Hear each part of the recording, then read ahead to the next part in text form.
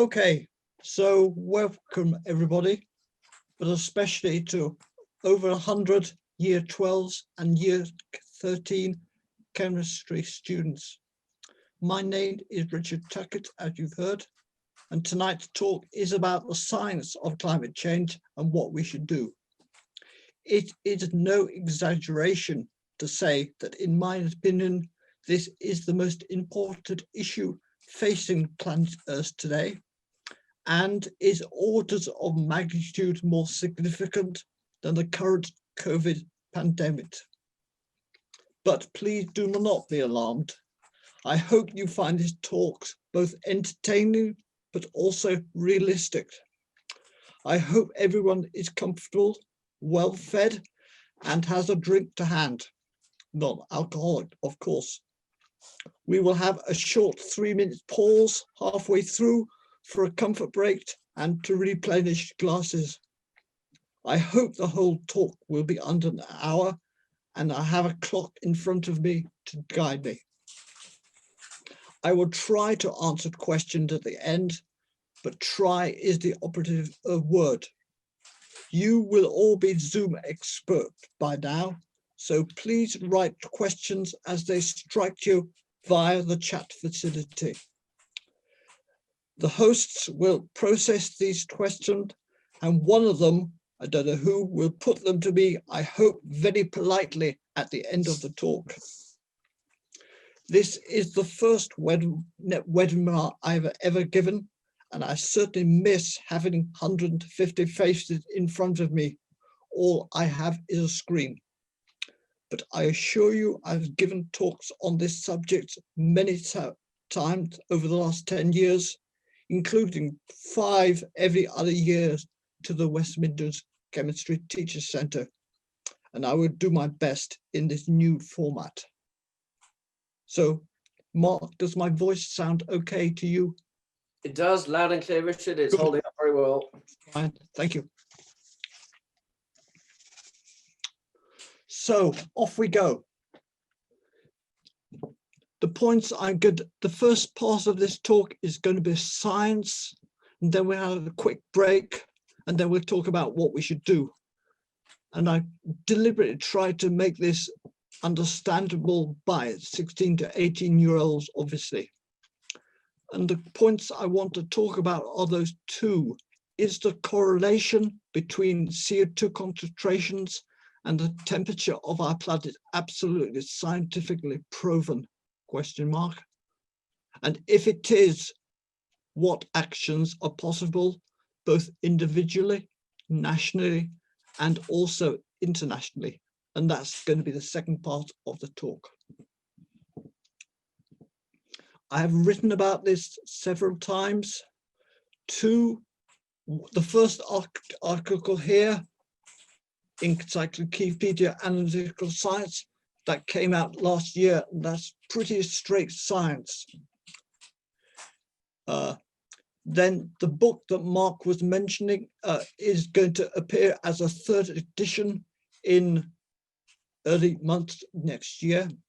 And purely by good luck, I was sent the proofs of my chapter, which is in fact going to be the lead chapter of this book, literally 2 days ago. So, accepting that I haven't yet corrected them, so there may be typos, etc. But Mark will send these proofs on to everybody, and it's there for you to peruse and read and think about. And of course, you won't understand it all. You can't possibly. I sometimes think I don't understand everything I've written, but I try to pretend that I do. But in any case, everybody will get a copy of these proofs, and this talk is basically based on that.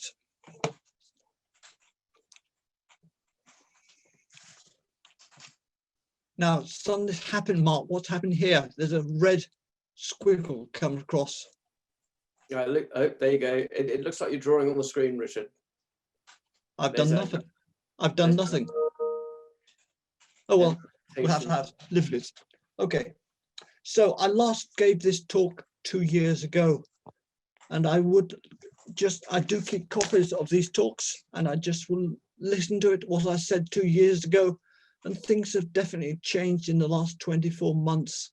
We don't talk about global warming now, we talk about global heating.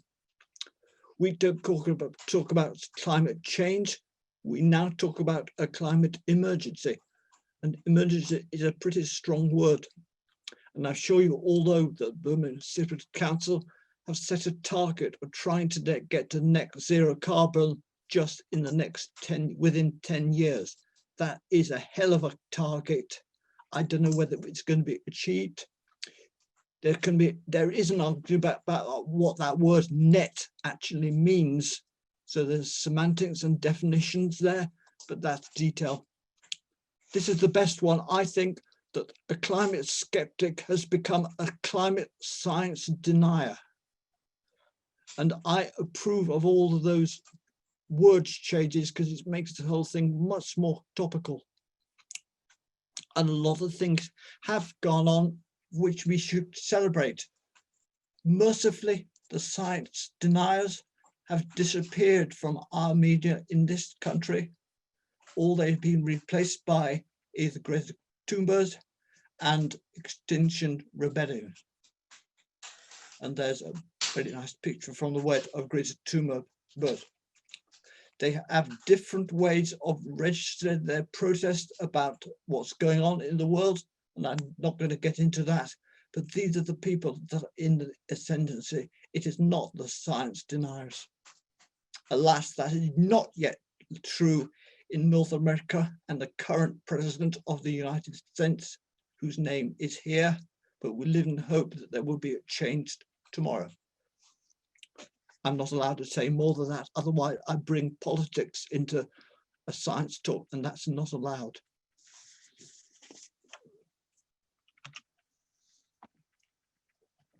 So this was the cover of the first edition of this book that came out in 2009, 11 years ago. The second edition came out 5 years ago, and the third edition is coming out next year. And you can almost see the way my thinking has gone just by the title of the chapters that I've written. I started off talking about the role of gases in global warming, because I would say 11 years ago, you could not say definitively there was a correlation between the amount of CO2 in the atmosphere and the temperature of our planet. I was more certain you could say that 6 years later, so the language was stronger in the chapter, and I talked more about the causes of enhanced concentrations of greenhouse gases and made some mild suggestion about what we might do. And now the chapter is titled The Potential Climate Emergency and what we should definitely think about doing. So that's by way of introduction, and you've got used to me and my voice. So I've got about 6 slides, which are basically about the science of the greenhouse effect. And my experience is that this is taught in many different ways in secondary schools. And this, what I'm about to tell you, maybe another different way, I'm not sure. So it all goes back 100 years to things called black body curves, which was formulated in the early parts of the 20th century. And Mr. Einstein, here he is walking around on his bicycle, was a great format of this. And here's a picture of him with yours truly. And that's taken up at 4,000 meters in the Alps at an observatory where there's an exhibition to all his work. The black bodies curve basically say that all black bodies emit radiation, which has a distribution that rises and then falls away. Okay, and we're plotting wavelengths going from left to right here, and you can notice it is not a linear, it is a logarithmic scale. And I've got 2 black bodies, the sun and the earth. And of course the sun is yellowish, and we can see that with our eyes, even though it's 93 million miles away, and we are inhabitants of the Earth. This is not stale, and there are two really important principles. The total emitted energy is proportional to the fourth power of the absolute temperature, and the absolute temperature of the sun is about 6,000 Kelvin. The absolute temperature of our planet is about 300 Kelvin. So this is a factor, Earth is a factor of 20 cooler than the sun. But this is the important one, the second equation. The peak of the black-body distribution is maximum wavelength is proportional to the inverse of the temperature. So if the temperature goes down by a factor of 20, the wavelength of a maximum goes up by a factor of 20. Now then, the sun has its maximum in the visible region, which is why we can see it at about 600 nanometers or 0.6 or a micrometer. So if you multiply that by 20, you get the peak of the Earth emissions, which comes to 0.6 times 20 is about 12. So this peak here is at about 12 micrometers, or 10, I'd put there, and that is right in the middle of the infrared spectrum. So we can't see infrared light, but the Earth is emitting infrared light all the time. Now, we are in a constant temperature of 300 Kelvin. So we are receiving energy in the form of UV and visible radiation coming in from the sun, but we are also emitting infrared radiation in the form of from the Earth. And you don't need too much paper to work out that the temperature of the Earth should just depend on three parameters, something called solar flux, which is really related to how much visible radiation we're getting into the sun, a small term, which is the Earth albedo, which says something about how much aerosol particles absorb or scatter some of this radiation, but that's a small term. And on the bottom, you've got an absolute constant, Stefan constant, that comes about from this first equation here. And the whole of that square bracket is to the 1/4 power. That means you take the square root and then you take the square root again. And I don't want to go into statistics, but even if you've got these three parameters, the values of them are slightly wrong by the time you've square rooted and square rooted it again, you have damped out the errors. So when I say the temperature to the Earth should be about 256 Kelvin, that's using what we think are the right value of F of S, A, and little s, and there's really not much error in that. So the temperature of the Earth should be about 256 Kelvin, let's say plus or minus 1 degree. That's minus 17 centigrade. That is bloody cold. Now, the temperature of the Earth, the average temperature of the Earth is not that.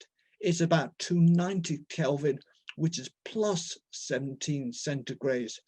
So have we gone from minus 17 to plus 17, which is a change of 34 centigrades or 34 Kelvin? Well, we've made that change because what we call the greenhouse effect. And here's a cartoon of what happened. Here's the Earth emitting infrared radiation, and some of that radiation is absorbed by molecules in the first 10 to 20 kilometers above the Earth's surface in the troposphere. Now, I'm not going to go into the details, but about 38% of this radiation is trapped, 62% gets out into the outer world. And once it's been trapped, some of this can be reflected back to Earth. and it is that that causes temperature to go up. And it's that that leads to an increase in temperature of about 34 Kelvin. And we call that the primary greenhouse effect. It is a really important phenomenon. Makes the temperature of our planet what it is today, and we should celebrate it. So if anybody says to you greenhouse effect, bad news, dirty words, they're speaking absolute rubbish. The greenhouse effect is very, very good news. Now you get a new bit of paper and you do a few more sums, and you can then find out that of that 34 Kelvin, about 30 Kelvin is due to water vapor in the atmosphere. About 3 Kelvin is due to CO2, and about 1 Kelvin is due to methane, N2O, ozone, etc. These, as I say, are the primary greenhouse gases, but you can see here, water is by far the most important. But of course, all we worry about is CO2 and methane. So what's going on there? Now we're going to talk a little bit about which molecules trap this infrared radiation. This is called vibrational spectroscopy. And you probably know that in the Earth's atmosphere, most of it is nitrogen and oxygen. 78% is nitrogen, 21% is oxygen, and the other 1% is everything else. And those two molecules do not absorb infrared radiation because they have what we call no dipole moment. So if you can see my hands, my fists are 2 nitrogen atoms. As the molecule vibrate, that's what we call the vibrational mode of N bond in nitrogen, but that is not infrared active, and it's the same in oxygen. So all the greenhouse effect is caused by residual 1% of things like CO2, not so much water, methane, etc. In other words, the atmosphere is incredibly fragile to the concentration of that final 1%. But the take-home message is that the greenhouse effect is really, really good news. Otherwise, we would live in Siberian temperatures all the time, all through the year.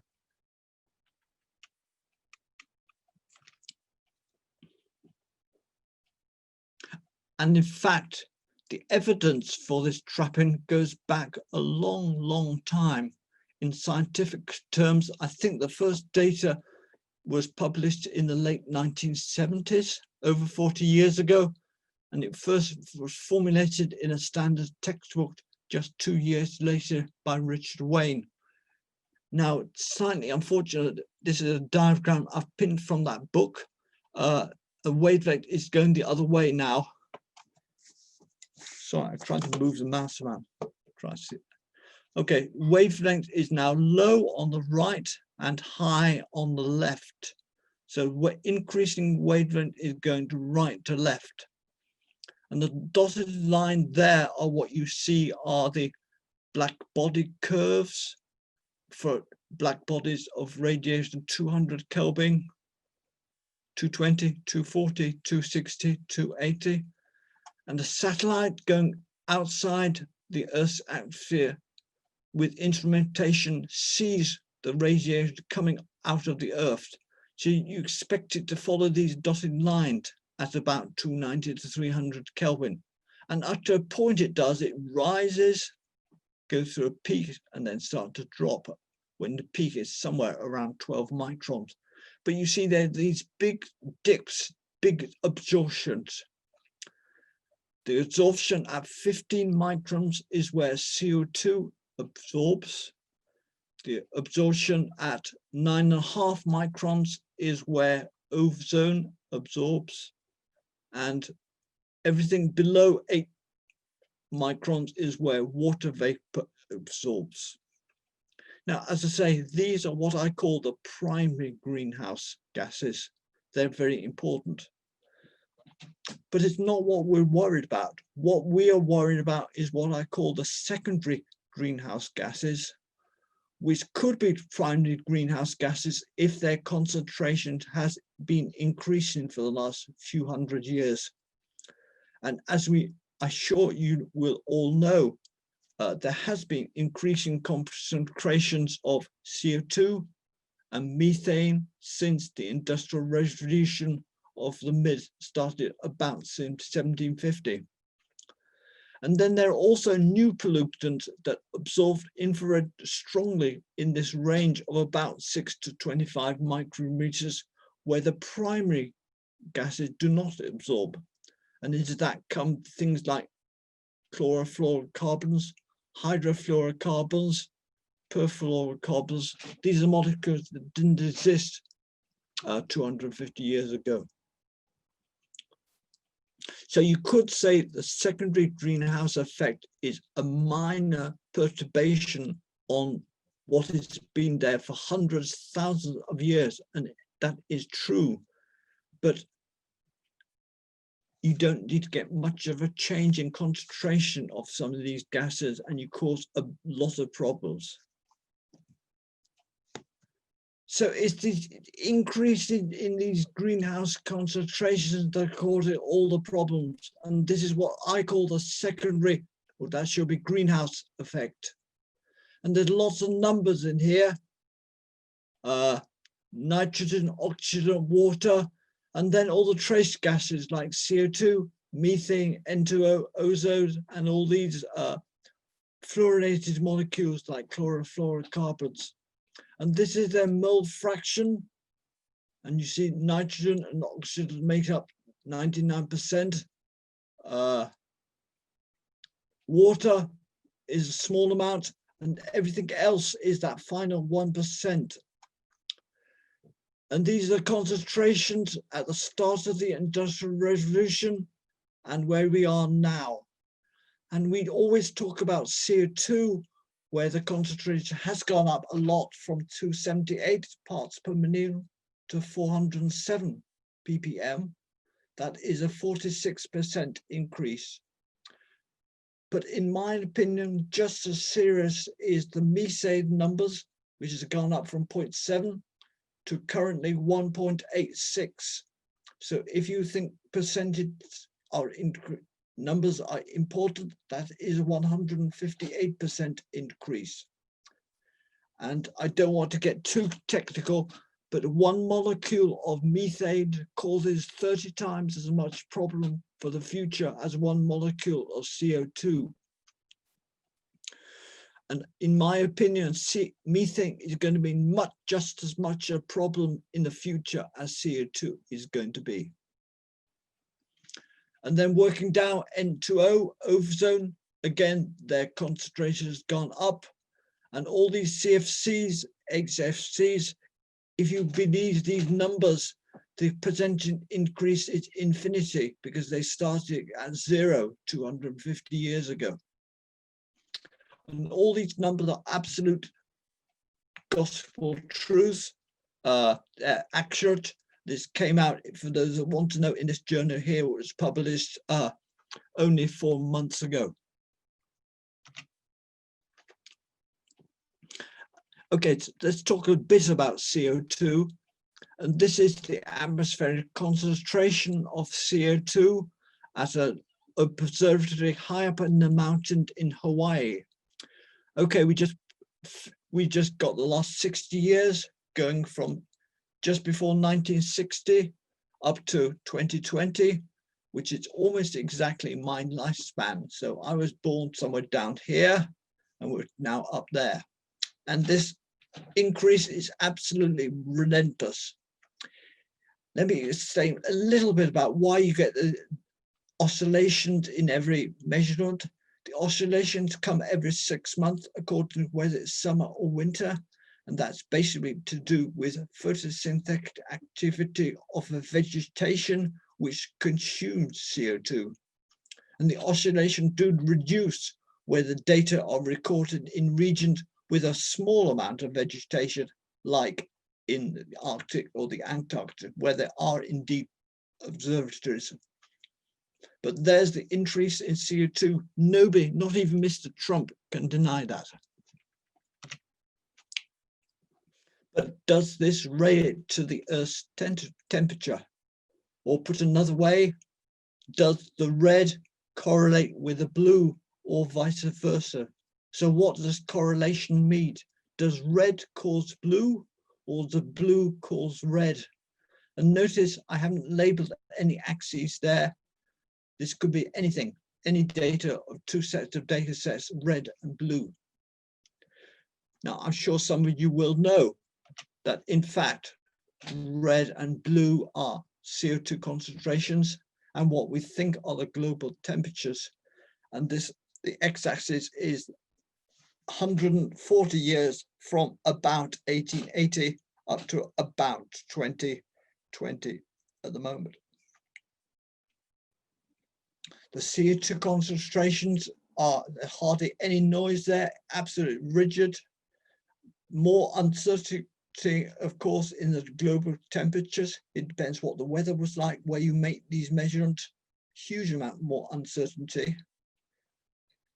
And this picture, in fact, came from the States, and the States, bless them, work in Fahrenheit. And so 1 Fahrenheit is equivalent 0.56 centigrade.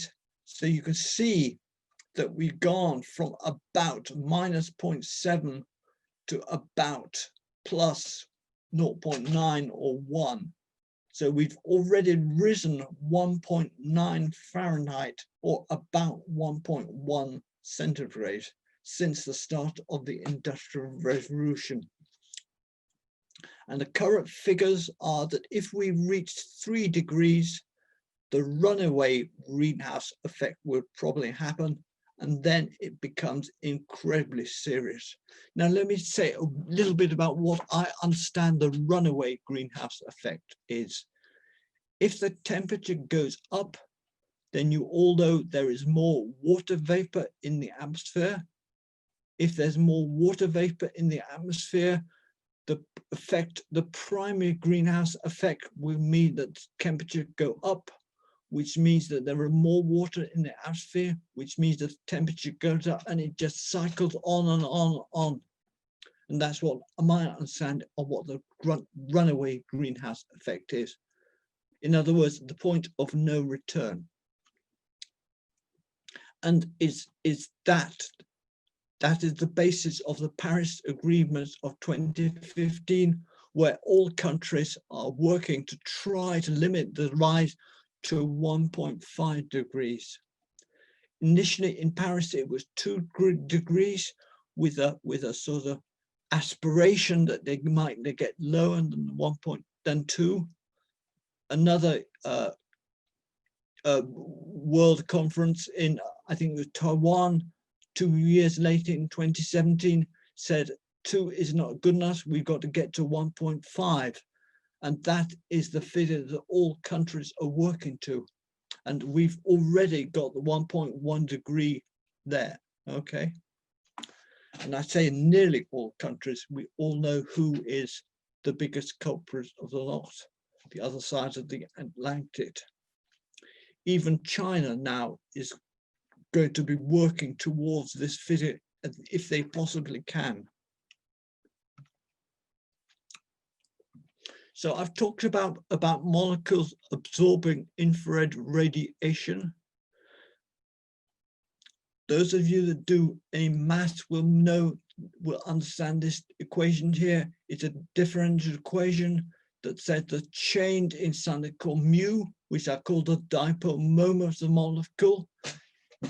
When you change x, which is some coordinate of bond length or bond angle, the mu by the x must be non-zero. In other words, the vibration must somehow change the dipole moment of the molecule for it to be infrared active. Now, CO2 has 3 vibrational modes. They're called nu1, nu2, and nu3. And it's in fact nu2 that is the biggest problem, simply because it takes place near the peak of the radiation curve of 12 micron. There's a lot of radiation coming off the Earth at 15 microns. So this vibration is one that causes all the problems. And what's actually happening is the molecules going like that.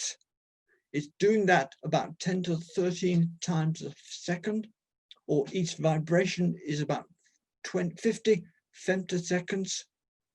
And the dipole moment change is in this axis perpendicular to the OCO axis. In spectroscopy language, we call that a perpendicular vibration. And I can assure you that that is the one that causes all the problems. To go to the other end of the spectrum, I got into this whole subject by, you won't believe this, I did get in this subject by accident. I was studying this molecule here for a completely different reason. And it turns out that it is a very new greenhouse gas. It is a CF3 radical joined by a sigma bond to an SF5 radical. It's got 10 atoms in it, and you can work out it's got 24 vibrational modes. But in fact, only 6 of them have any significant infrared intensity because only 6 of them change the dipole moment of the molecule. And Mike Parks was an excellent PhD student 15 years ago with me, and he did these calculations using what is now pretty standard ab initio procedures on the web. And these are the 6 vibration modes, 1, 2, 3, 4, 5, 6. They all range in the range of 500, 1500 centimeters wide was one, or 7 to 15 micrometers. And we call that the atmosphere and window, where there's a lot of infrared radiation being emitted by the Earth. And I think it's this one here at 1095 centimeters to -1 that we got a simulation of. So carbon is black, sulfur is yellow. The sulfur is surrounded by 5 other fluorine atoms. The carbon is surrounded by 3 other fluorine atoms, and they're joined by a carbon sulfur bond. And this vibration, let's hope this works. Thank you. This vibration again takes place about 10 to 13 times a second. It again occurred in a region at 9 micrometers where there's a lot of infrared radiation, and there is a big change in dipole moment in that process. So that's the end of the pure science. I could go on for another 3 hours about the pure science, but I won't. I'm just going to summarize and say that the science hasn't changed at all in the last 10 to 20 to 30 years. What has changed is people's perception of the science. And that's what I'm going to be talking about in the second half. Now, my clock says 7:45. I used to play the piano to a much better standard than I do now. And I suggest we just have a musical interlude. Just a piece of music takes place about 2 minutes, 2 or 3 minutes. So please take a comfort break, replenish your glass, or just sit, close your eyes and listen to a bit of absolute poetry. See if you can guess who the composer is.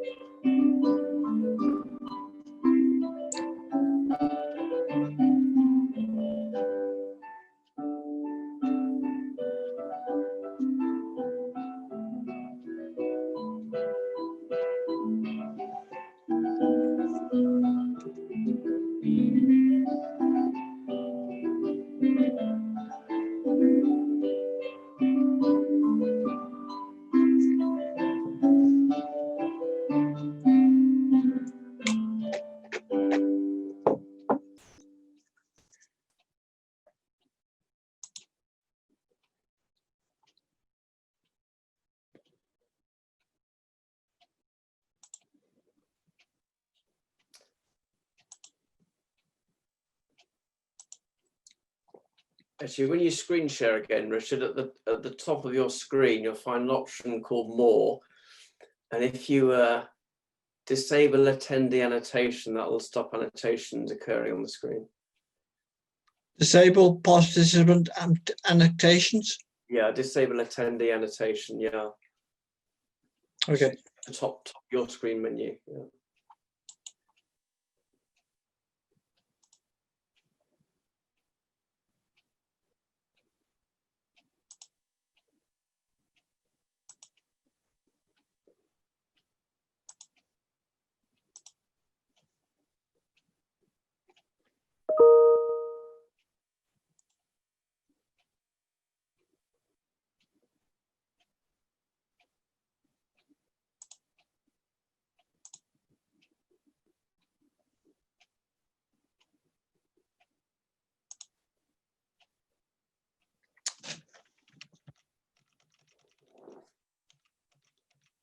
Sorry. Yeah, if you skip over the music scale rather than play it, that's it. Perfect. Are you there? Yep. Can you I can see Murray. We're good. Okay. Okay. Is everybody still with me? Okay. So that was the last of the 31 variations written by Bach called the Goldberg variations. It was played by Murray Pariah, who's now in his mid-70s. That was recorded when he was in his mid-30s. I think it's absolute perfection music, and it would definitely be one of my desert island discs if the islands in the Pacific was not submerged because of rising sea levels. So to carry on, I'm prepared to accept the science of the climate change, even if there are still some anomalies. So what are we going to do? And in a sense, the situation is very similar to what our blessed Prime Minister must have been presented with over the last week, when the scientists presented him with the science of COVID and what might happen to the NHS, etc., if nothing was done.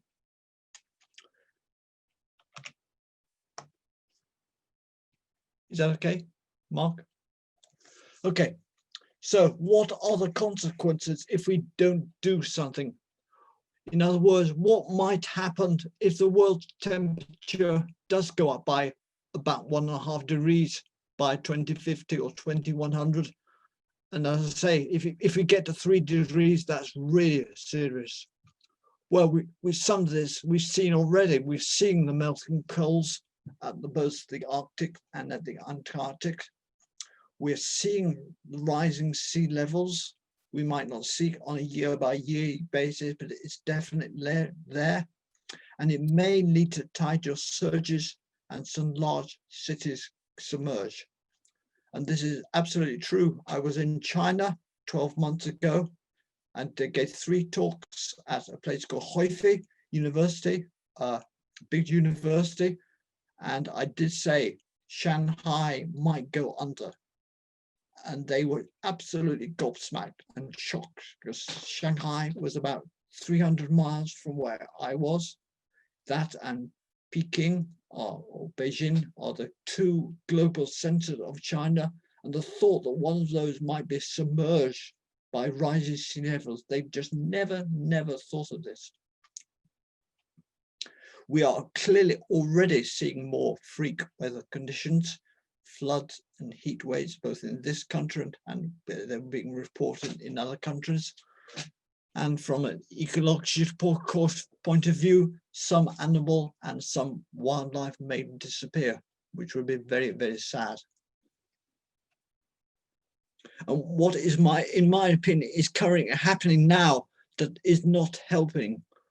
Well, the first one is obvious. America is not yet engaged. Hopefully it might be engaged in a week's time. But I get the sense, however, that China, the penny might have dropped. And I think they're committed to do something, I can't remember what, by 2060. Whether it's reducing greenhouse emissions, gas concentrations, or temperature, I'm not sure, but the penny I sense is definitely dropping in China. But it's only the young, in other words, everybody listening to this talk, that seem totally engaged by this phenomenon. And it's obvious you guys are going to have to live with the consequences of this. The chances are most of you would live to your 80s, 90s, possibly even 100s. That's another 80 years. That gets us to 2100. Forest fuel burning is not helping, and increasing global population is not helping either. And I'll say more later. Now, the first person, in my opinion, who really got a grasp on this is a man called David Mackay. Here he is in the top left-hand corner. Wonderful man. He was a polymath, absolutely brilliant, whatever he did, and absolutely tragically, he died very young in his mid-40s in about 2016, I think, of some form of cancer. But in 2009, he wrote this book called Sustainable Energy Without the Hot Air, where he really tried to put into simple language global effects and what might happen unless we do something. And he expressing things in these units of metric tons of CO2 per person per year. 1 ton is 1,000 kilograms.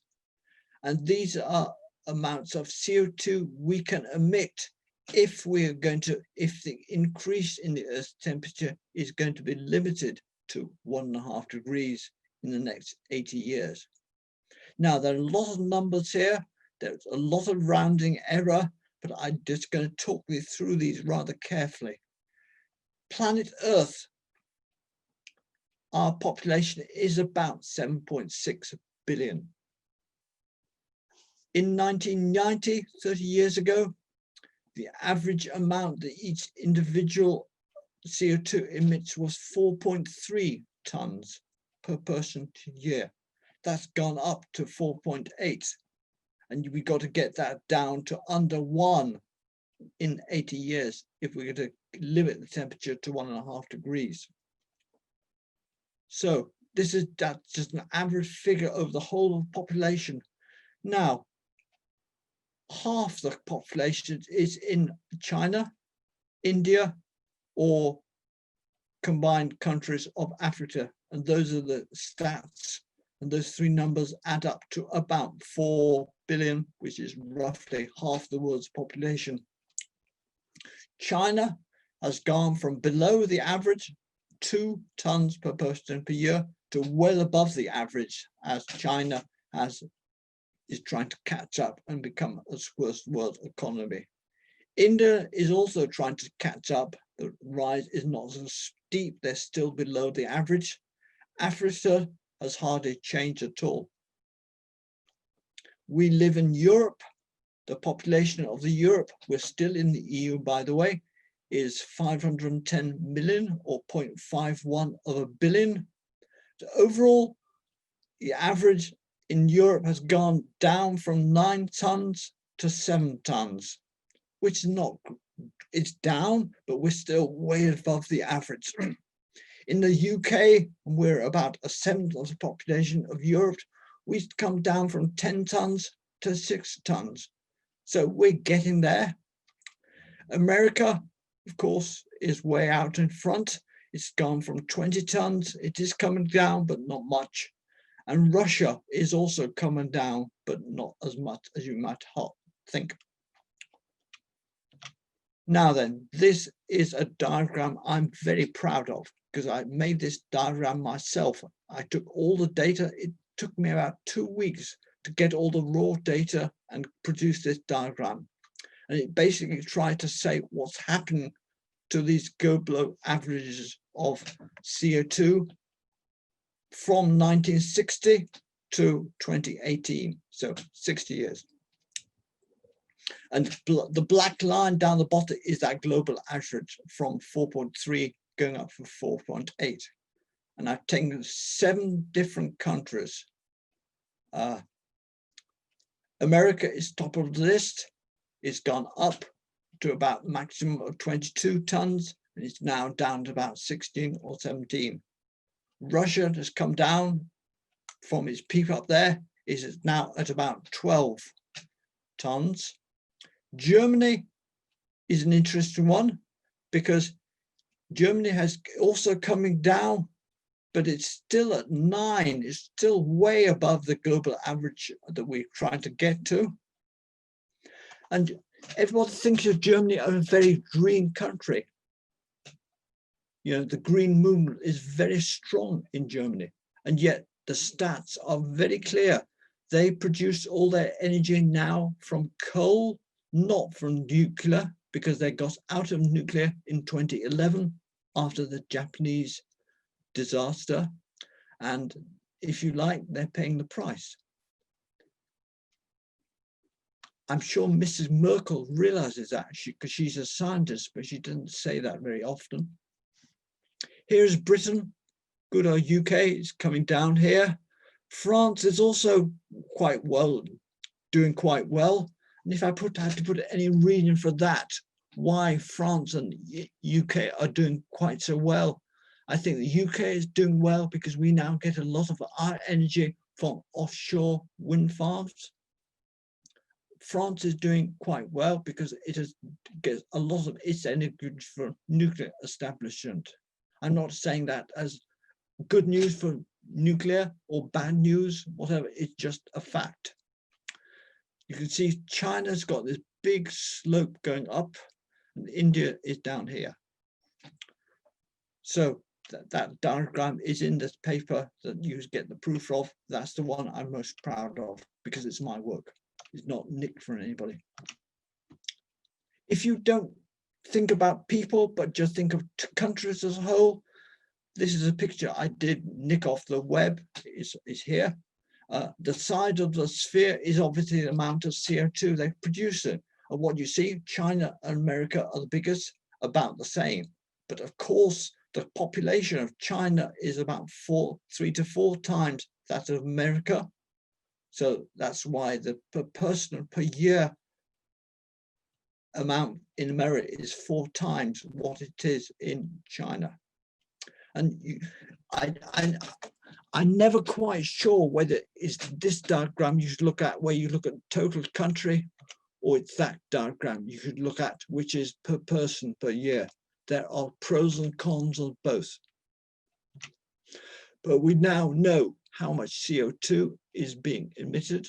Here's the figure down here for the calendar year 2018. I don't think the figure 2019 has yet been published, but it'll come out very soon. It'll be bigger than that, I'm sure of it. Now, CO2 is one way to look at the problem, how much CO2 we emit. The other way to look at the problem is how much energy do we use? And the first thing to say that emission of CO2 is not the same as usage of energy, but they're similar, and we both want to be low.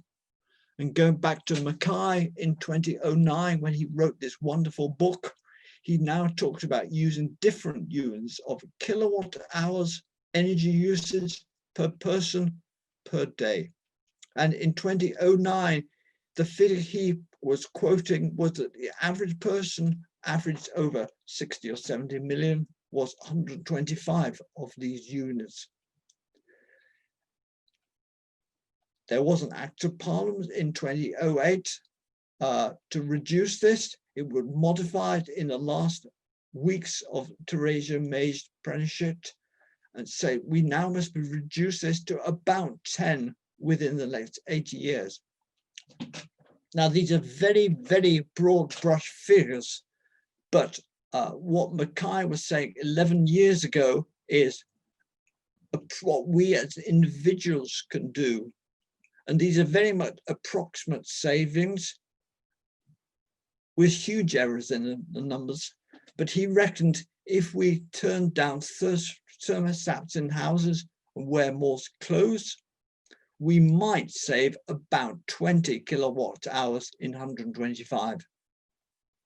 if somehow we could modify our means of short distance transport, and I'm sure we all know what that means. It means walk and bike and roller skate and that sort of thing, not get into a car.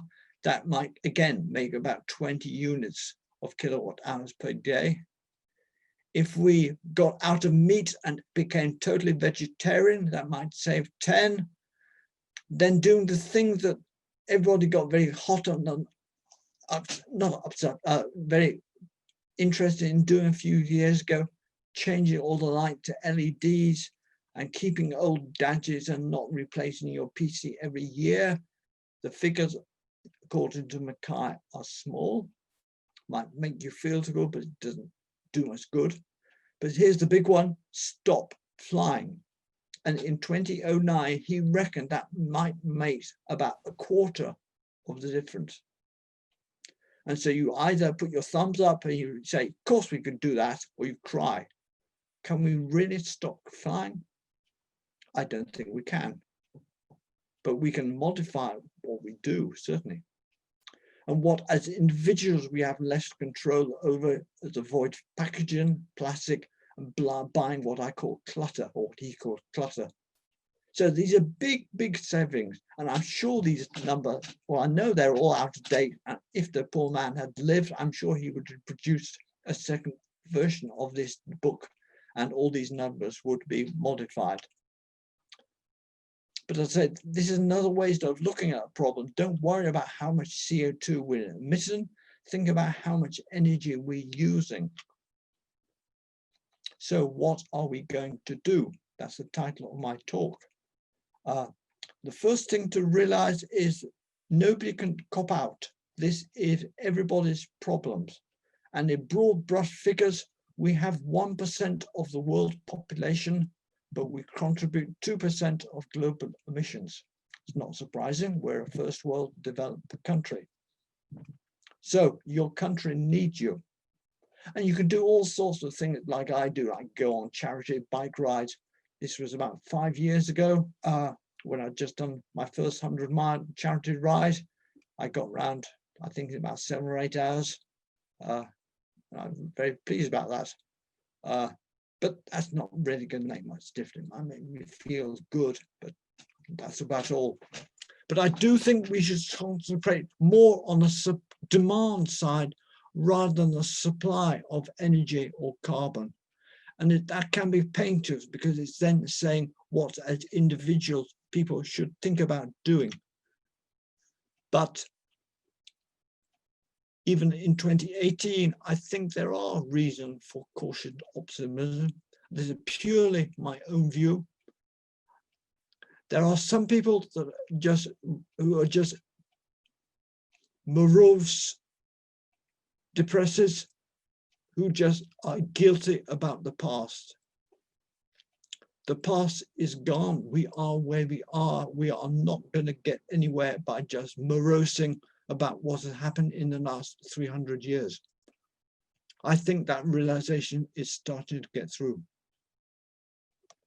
I'm very glad to say that the language of carbon trading, where you pass your emission from one country to another emission to another country, that is disappearing for the simple reason it is immoral. This is a global problem, and you do not change a global problem by handing the dirty something to another country. And it's doomed to fail. It won't get anywhere. I'm a scientist, and I'm in my mid-60s, late 60s. So I've seen examples how science and politics can work together. I haven't talked at all about the stratospheric ozone problem. That would be another talk in itself. But since changes were made, World conventions, laws passed, the ozone problem will be solved. Whether it's solved by 2050 or 2100, I'm not sure, but all the trajectories and the predictions, the modelers say it will be solved, and we will not have ozone holes, not over this country, but over the Antarctic or the Antarctic, or Arctic or Antarctic.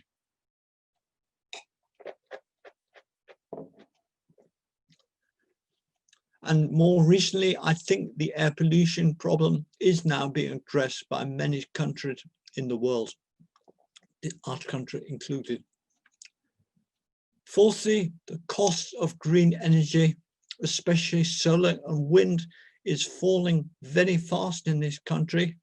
And I really hope that some government has the guts to make a stab at tidal energy, because we are an island. The tide goes up and down twice a day as night follows day.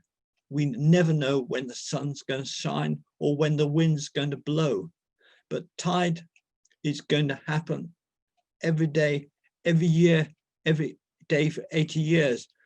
Some government's got to invest some money to do something about this. I live in hope that that will happen. And the fifth point, some may agree, some may not agree. I think there is still realization that fracking is certainly not going to be the answer. And I'm really not sure about nuclear. I'm on the one hand this, on the other hand that. I just do not know. France has gone one way, Germany have gone the other. England is on the fence at the moment. And to be fair, has been for about the last 20 or 30 years. It cannot make up its mind. So what I'm now going to suggest is things we might think about. But I'm a human being. These policies cannot apply to the young, the old, the disabled, or the ill. And officially, I'm one of those third people. I'm disabled because I've been shielded for the last 9 months. So if I'd obeyed the rules strictly, I would have not gone out of this house. Well, I've broken the rules. Doesn't worry me at all, but you know, there are a lot of people who fall into that category. But of the 150 to 200 people listening to this, I suspect most of you will fall into this. 50% of the population do not fall into these groups. You know, I hope you're all very healthy and remain healthy all your life. So anything I could suggest has got to have has got to have exemption for these categories of people. But that still leaves a lot of people who could do something about what I could suggest. Now, I'm sure you're told in schools that if you've got a big problem, you should break the problem down into simple, medium, and then difficult, and take it step by step. And I can do the same with possible suggestions of what we could do about this CO2 problem, greenhouse gas problem. And so if by some miracle, this was my home here, which means I was Prime Minister, God help you all. But what I would do, I would reduce the working temperature from 70 degrees to 15 degrees and wear more clothes and more old clothes. And very deliberately, I have put on this light red jumper. It's a bit dirty, but you won't worry about that. This was knitted by my wife 6 months before we got married 35 years ago. It's got a few holes in it, which have been patched up, but here it is. It's still going strong. Now, I won't live another 35 years, but this is a joke, but I do say this quite seriously. Turn the temperatures down in your houses and wear more clothes. Being more serious, I hope some Prime Minister would price domestic air travel in England out of the market. Now, what I mean by that is not abolish flying or abolish airline, but stop people taking an aeroplane, let's say from Birmingham to Edinburgh. Because if you really think about Birmingham to Edinburgh, that's about now 4 hours on a train from the centre of Birmingham to the centre of Edinburgh. The flight takes about 1 hour, but by the time you got to the airport, clocked in, scanned everything, got out at the far end, got into the centre of Edinburgh, it's at least 4 hours. So why do people do this? because it's not time. It just does not add up. With a huge expansion of train travel and safe cycling routes. So I'm a great fan of HS2, and I hope there's HS3 and HS4 and HS99 if it gets people out of the airplanes for flying around this country. And I would retrofit all houses, providing us free double glazing and roof insulation. Some of that is happening, and some of it may well happen much more in the next few years. I think it will. So we're working towards that. And then we get on to the medium difficulty problems.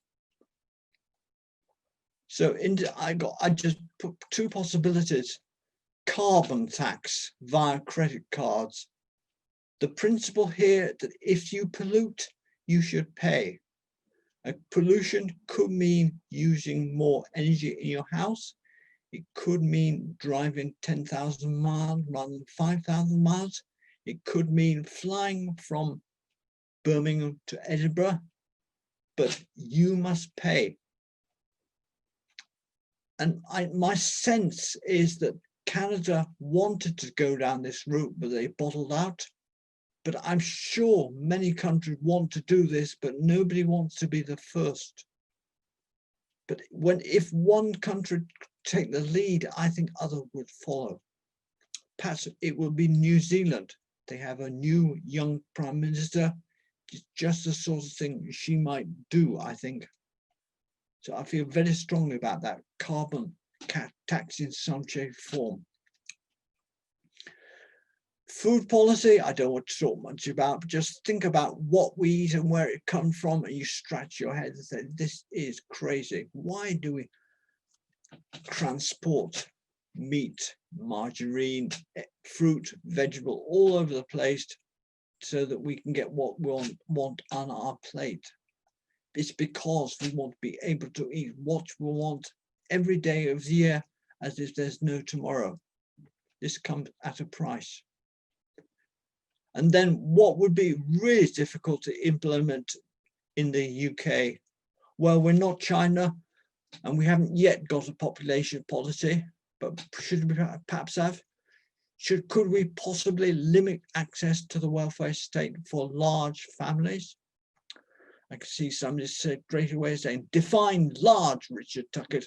What happens if I've got twins or triplets, blah, blah, blah, on it would go. But something could be done if they really wanted to control population, if you thought that was the big problem. And then to take this one step forward, what about world population? Is world population an important issue? And the numbers are stark. 1964, the planet had 3.3 billion. It's now 7.6, 7.7. Who knows where it's going to be in 80 years' time, but somewhere, I suspect, between 9, 10, or 11 million. And there are two counter arguments on these contentious issues. There's what I call the David Attenborough argument, population matters, which say, well, it's bloody obvious we've got too many people on the planet. Do something about it. Don't have kids or have fewer kids. Stands to reason. The other argument is one that was and advocated by George Monbiot in The Guardian, whether he still does, I don't know, which says all the problems of large families are in Africa and Asia, where the standard of living is low, where the numbers are, these are not the people that are using energy or producing greenhouse gases. Stop banging on about the countries where there's not a problem. The problem is in the developed West. And in a sense, both of those arguments are scientifically and factually correct. And which side is like a piece of string? Where do you lie on this piece of string? Do you lie at one end or at the other end?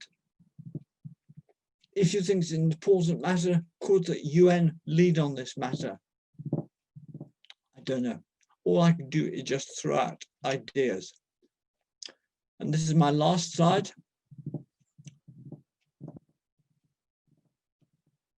So I've said this before, this emergency effect is going to affect every single person on this planet. And just think about this. I am certain that if it really gets hold, there will be mass migration from the low-lying islands and countries in the southern hemisphere to the higher-lying northern hemisphere. The well-off countries in the north will be swamped with people. We're going to have to cope with that. If I had 3 dreams for the next 50 years, there they are. I would hope that somebody would make it possible so that we could fly to China or America without using any energy at all, but it could all be solar powered. I have no idea whether that's pie in the sky or whether it's possible. Number B, I would love somehow if we could transport solar energy for where it is produced in the low population deserts around the equator, especially in the Sahara, to high population areas in the northern hemisphere.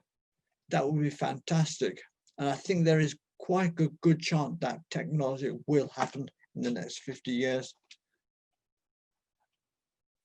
And thirdly, if somehow we could trap CO2 and CH4 either underground or in space. Now, I've not mentioned much about methane, but I do again believe that it is every bit as serious problem as CO2.